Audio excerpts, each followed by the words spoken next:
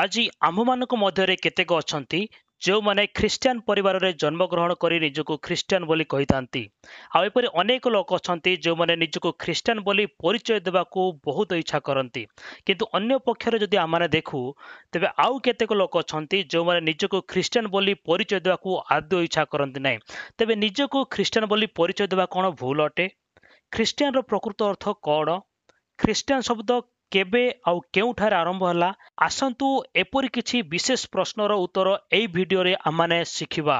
କ'ଣ ଆପଣମାନେ ଜାଣନ୍ତି ଯେ ଖ୍ରୀଷ୍ଟିଆନ ଶବ୍ଦ ବାଇବଲରେ କେବଳ 3 ଥର ଉଲ୍ଲେଖ ହୋଇଅଛି? ପ୍ରେରିତ 11 ପର୍ବ 26 ପଦ, ପ୍ରେରିତ 26 ପର୍ବ 28 ପଦ, ପ୍ରଥମ ପିତର 4 ପର୍ବ 16 ପଦ।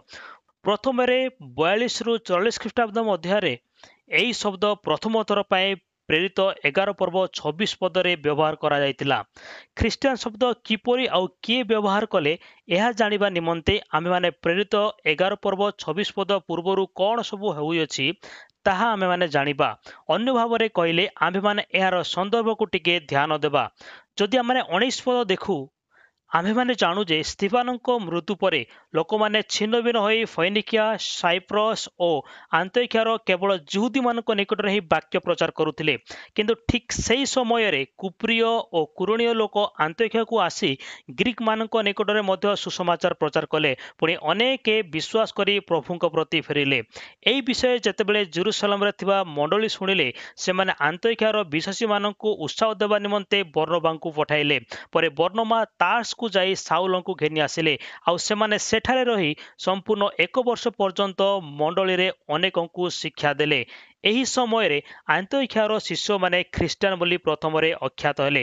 କୁହାଯାଏ ଯେ ଶିଷ୍ୟମାନଙ୍କ ଆଚାର ବ୍ୟବହାର, ଶିକ୍ଷା ଓ ଜୀବନଶୈଳୀକୁ ଦେଖି ଯୀଶୁଙ୍କୁ ବିଶ୍ୱାସ କରୁନଥିବା ଲୋକମାନେ ସେମାନଙ୍କୁ ଖ୍ରୀଷ୍ଟିଆନ ବୋଲି କହିଲେ। ଏଠାରେ ଆମେମାନେ ଦେଖୁ ଯେ ଯେତେବେଳେ ଶିଷ୍ୟମାନେ ଆନ୍ତିଓଖିଆର ଲୋକମାନଙ୍କୁ ଉତ୍ସାହ ତଥା ଶିକ୍ଷା ଦେଲେ, ସେତେବେଳେ ସେମାନେ ସେଠାରେ ଖ୍ରୀଷ୍ଟିଆନ ବୋଲି ପରିଚିତ ହେଲେ। ଏହି ଖ୍ରୀଷ୍ଟିଆନ ପରିଚୟ ଶିଷ୍ୟମାନେ ନିଜେ ନିଜେ କେବେ ଦେଇନାହାନ୍ତି, କିନ୍ତୁ ଅନ୍ୟ ଲୋକମାନଙ୍କ ନିକଟରେ ସେମାନେ ଖ୍ରୀଷ୍ଟିଆନ ବୋଲି ଅଖ୍ୟାତ ହେଲେ। ଯଦି ସାଧାରଣ ଭାବରେ କହୁ, ଶିଷ୍ୟମାନେ ଅଣଖ୍ରୀଷ୍ଟିଆନ ମାନଙ୍କ କିମ୍ବା ଗ୍ରୀକ ମାନଙ୍କ ନିକଟରେ ଖ୍ରୀଷ୍ଟିଆନ ବୋଲି ପରିଚିତ ହେଲେ। ଏହାର କୌଣସି ସ୍ପଷ୍ଟ ନାହିଁ ଯେ କେବଳ ଗ୍ରୀକ ମାନେ ହିଁ ଏହି ଶବ୍ଦ ବ୍ୟବହାର କରୁଥିଲେ। କିନ୍ତୁ ଯଦି ଆମେ ପ୍ରେରିତ 24 ପର୍ବ 5 ପଦ ପଢୁ, ତେବେ ଆମେ ଜାଣିପାରିବା ଯେ ଶିଷ୍ୟମାନେ ଯିହୁଦୀମାନଙ୍କ ନିକଟରେ ନାଜରୀତୀୟ ଦଳ ଭଳି ପରିଚିତ ଥିଲେ। ତେଣୁ ଆମେ କହିପାରିବା ଯେ ଯିହୁଦୀମାନେ ଶିଷ୍ୟମାନଙ୍କୁ କିମ୍ବା ଯୀଶୁଙ୍କୁ ବିଶ୍ୱାସ କରୁଥିବା ଲୋକମାନଙ୍କୁ ନାଜରୀତୀୟ ଦଳ ବୋଲି କହୁଥିଲେ, ଆଉ ଗ୍ରୀକ ମାନେ ଖ୍ରୀଷ୍ଟିଆନ ବୋଲି କହୁଥିଲେ। ଠିକ୍ ସେହିପରି ଖ୍ରୀଷ୍ଟିଆନ ଶବ୍ଦ ଆଉ 2ଟି ସ୍ଥାନରେ ମଧ୍ୟ ଦେଖିବାକୁ ପାଇଥାଉ। ଯଦି ଆମ୍ଭେମାନେ ପ୍ରେରିତ 26 ପର୍ବ 28 ପଦ ପଢୁ, ସେଠାରେ ମଧ୍ୟ ପାଉଲ ଯେତେବେଳେ ତାଙ୍କର ପରିବର୍ତ୍ତନର ସାକ୍ଷ୍ୟ ରାଜା ଆଗ୍ରିପା ନିକଟରେ କହୁଥିଲେ, ସେତେବେଳେ ସେ ପାଉଲଙ୍କୁ କହିଲେ, ଅଳ୍ପ କଥାରେ ତ ତୁମ୍ଭେ ଆମକୁ ଖ୍ରୀଷ୍ଟିଆନ କରିପାର ବୋଲି ମନେ କରୁଛ। ଏଠାରେ ମଧ୍ୟ ଆମେ ଦେଖୁ ଯେ ଖ୍ରୀଷ୍ଟିଆନ ଶବ୍ଦ କୌଣସି ଶିଷ୍ୟ କିମ୍ବା ଯୀଶୁଙ୍କୁ ବିଶ୍ୱାସ କରୁଥିବା ଲୋକ ବ୍ୟବହାର କରିନାହାନ୍ତି, କିନ୍ତୁ ରାଜା ଆଗ୍ରିପା ଏହି ଶବ୍ଦ ବ୍ୟବହାର କରୁଅଛନ୍ତି। ପୁଣି ଯଦି ଆମେ ପ୍ରଥମ ପିତର ଦେଖୁ, ପିତର ଏହି ପତ୍ର ଛିନ୍ନଭିନ୍ନ ହୋଇଥିବା ଲୋକମାନଙ୍କୁ ଲେଖୁଅଛନ୍ତି। ଆଉ ସେ ଅନେକ ବିଷୟ ଲେଖୁ ଲେଖୁ 4 ଅଧ୍ୟାୟ 16 ପଦରେ ସେ କହିଲେ ଯେ ଯଦି କେହି ଖ୍ରୀଷ୍ଟିଆନ ହେବାରୁ ଦଣ୍ଡଭୋଗ କରେ, ତେବେ ଲଜ୍ଜାବୋଧ ନ କରୁ, ବରଂ ଈଶ୍ୱରଙ୍କର ମହିମା କୀର୍ତ୍ତନ କରୁ। ପିତର ଏଠାରେ ଖ୍ରୀଷ୍ଟିଆନ ଶବ୍ଦ ଏଥିପାଇଁ ବ୍ୟବହାର କଲେ ଯେହେତୁ ଛିନ୍ନଭିନ୍ନ ହୋଇଥିବା ଲୋକମାନେ ଅନ୍ୟମାନଙ୍କ ନିକଟରେ ଖ୍ରୀଷ୍ଟିଆନ ବୋଲି ପୂର୍ବରୁ ପରିଚିତ ହୋଇଥିଲେ।